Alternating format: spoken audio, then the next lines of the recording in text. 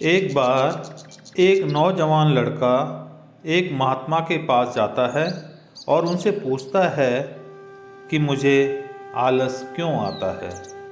फिर वे महात्मा उस लड़के को उत्तर देते हुए कहते हैं कि आलस आने के दो कारण हैं बेटा। पहला कारण यह है कि जीवन में कोई बड़ा लक्ष्य अगर तुमने तय न किया हो, और दूसरा कारण है कि मन और शरीर कैसे काम करता है इसकी समझ अगर तुम्हें नहीं है तो। जिसके जीवन में कोई बड़ा लक्ष्य नहीं है उसके जीवन से तो आलस कभी जा ही नहीं सकता। जिसके जीवन में कोई लक्ष्य है लेकिन उसे अपने शरीर और मन की समझ नहीं है, वह भी आलस की चपेट में आ जाता है। हमारा मन बहुत ही बड़ा कलाकार है और यह हमें मूर्ख बनाने में ज़्यादा समय नहीं लगाता है। अगर तुम ध्यान करना चाहते हो तो यह तुमसे कभी भी ध्यान करने के लिए बना नहीं करेगा। यह तुमसे कहेगा कि ध्यान करना ब्रह्म मुहूर्त में ज़्यादा अच्छा होता है। अब ना तो तुम ब्रह्म मुहूर्त में उठ पाओगे और ना ही तुम ध्यान कर पाओगे। ये तुम्हें धन कमाने के लिए कभी भी मना नहीं करेगा, लेकिन ये तुमसे कहेगा कि धन ही सब कुछ थोड़ी होता है, और ये कभी भी तुम्हारा विरोध नहीं करता, बल्कि यह तुम्हें मूर्ख बनाता है। और कमाल की बात यह है कि तुम मूर्ख बनते हो। फिर वह लड़का उन महात्मा जी से पूछता है कि तो फिर इसका समाधान क्या है गुरुजी।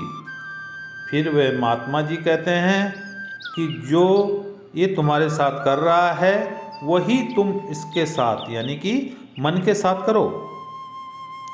यानी कि तुम्हारा मन तुम्हें मूर्ख बना रहा है तो तुम उसे मूर्ख बनाओ। जब तुम्हारा मन तुम्हें कहेगा कि कुछ देर सो जाता हूँ उसके बाद काम करूँगा, तो तुम उसे कहो कि कुछ देर क्यों, ज़्यादा देर सोऊंगा लेकिन उससे पहले काम पूरा करूँगा। तुम्हारा मन तुमसे कहेगा आज स्वादिष्ट भोजन खाऊंगा, तो तुम तुरंत उससे कहो कि स्वादिष्ट क्यों, मैं तो अति स्वादिष्ट भोजन करूंगा लेकिन उससे पहले मैं 1 घंटे व्यायाम करूंगा। फिर वह लड़का महात्मा जी से पूछता है कि लेकिन कब तक मैं अपने मन को मूर्ख बनाता रहूँगा। फिर वे महात्मा जी उससे कहते हैं कि जब तक तुम अपने आलस से मुक्त रहना चाहते हो तब तक तुम्हें अपने मन को मूर्ख बनाते रहना पड़ेगा। फिर वह व्यक्ति पूछता है कि कभी कभी तो ऐसा होता है कि मुझे अफसोस होता है कि मैं अपने जीवन में कुछ कर नहीं पा रहा हूँ, क्योंकि मेरे भीतर से ही कुछ करने का मन ही नहीं करता।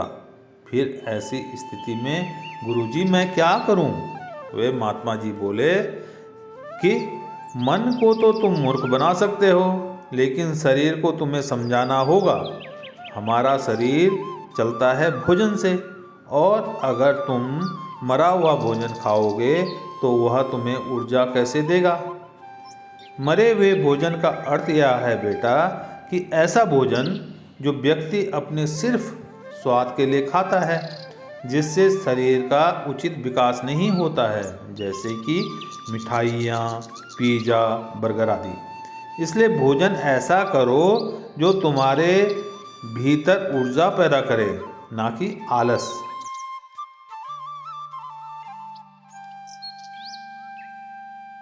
फिर वह लड़का महात्मा जी से पूछता है कि महात्मन मैं शुरुआत कैसे करूं? महात्मा जी कहते हैं कि तुम शुरुआत करो एक बड़ा लक्ष्य निर्धारित करने से, यानी एक बड़ा लक्ष्य बनाओ। तुम्हारा लक्ष्य केवल कहने के लिए बड़ा नहीं होना चाहिए, बल्कि उस लक्ष्य के साथ तुम्हारी भावनाएं भी जुड़ी हुई होनी चाहिए। अगर तुम्हारा लक्ष्य ऐसा है जिसके बारे में सोचकर ही तुम्हारे आंखों में आंसू आ जाते हैं, तो तुम्हें कुछ और करने की ज़रूरत नहीं है। फिर तुम्हारा लक्ष्य ही तुमसे सब कुछ करवा देगा। और अगर लक्ष्य इतना बड़ा नहीं है या फिर तुम्हारी भावनाओं के साथ जुड़ा हुआ नहीं है, तो फिर अपने लक्ष्य को खोजना ही अपना लक्ष्य बना लो। जिस प्रकार भगवान बुद्ध ने अपना लक्ष्य बनाया था, मगर उन्हें पहले अपने लक्ष्य के बारे में यह पता नहीं था कि वह लक्ष्य उन्हें मिल जाएगा, उनकी मंजिल उन्हें मिलेगी कि नहीं। वे तो सिर्फ अपने घर परिवार छोड़कर, अपना राज छोड़कर अपने घर से निकल गए थे, इस आशा से कि एक न एक दिन वे अपने लक्ष्य को प्राप्त करेंगे। लेकिन ऐसा भी दिन आया कि उनकी जो लक्ष्य पाने की आशा थी वह टूटने लगी थी। लेकिन अंदर से प्यास इतनी गहरी थी कि लक्ष्य को पाकर ही वे रहेंगे। वे अपने प्रयास में लगे रहे। जब तक तुम्हें यह पता नहीं चलता कि तुम्हारा लक्ष्य क्या है, तब तक तुम अपने मन को मूर्ख बनाते रहो, जैसे वो तुम्हें बना रहा था। कोई भी व्यक्ति शराबी बनना नहीं चाहता है, लेकिन उसका मन उसे मूर्ख बना बनाकर उसे एक शराबी बना देता है। कोई भी व्यक्ति चोर बनना नहीं चाहता है, लेकिन यह मन उसे बार बार मूर्ख बनाकर उसे एक चोर बना देता है। एक बात को तुम हमेशा याद रखना कि जब तक तुम बुद्धि से ऊपर उठकर बुद्ध नहीं हो जाते, तब तक तुम्हारे पास दो विकल्प हैं।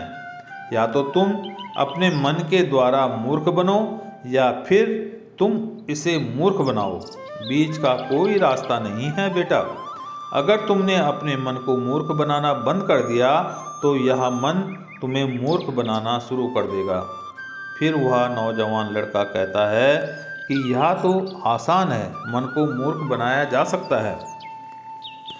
वे महात्मा जी मुस्कुराए और कहे कि यह आसान भी नहीं है। ये मन कब और कैसी चाल चलेगा, इसके लिए तुम्हें जागरूक रहना पड़ेगा। अपनी जागरूकता को बढ़ाओ और जागरूक व्यक्तियों के साथ रहो, या फिर अपने खुद के साथ समय बिताओ। अगर तुम आलसी व्यक्तियों के साथ रहोगे तो तुम भी आलसी हो जाओगे, और अगर तुम ऊर्जावान लोगों के साथ रहोगे तो तुम भी ऊर्जावान बन जाओगे। फिर वह लड़का महात्मा जी से कहता है कि मुझे अपने मन को मूर्ख बनाना अभी और इसी वक्त से शुरू कर देना चाहिए। महात्मा कहते हैं कि हाँ, सही कहा तुमने। सही समय की प्रतीक्षा करना भी इसी मन की एक चाल है। इसलिए अभी और इसी वक्त से काम पर लग जाओ। तो दोस्तों, आपने यह कहानी सुनी, आपको कैसी लगी? अगर आपको अच्छी लगी हो तो कृपा करके आशा डिजिटल क्रिएशन चैनल को सब्सक्राइब कीजिए, लाइक कीजिए और घंटी का बटन अवश्य दबा दीजिए। धन्यवाद मित्रों। जय हिंद।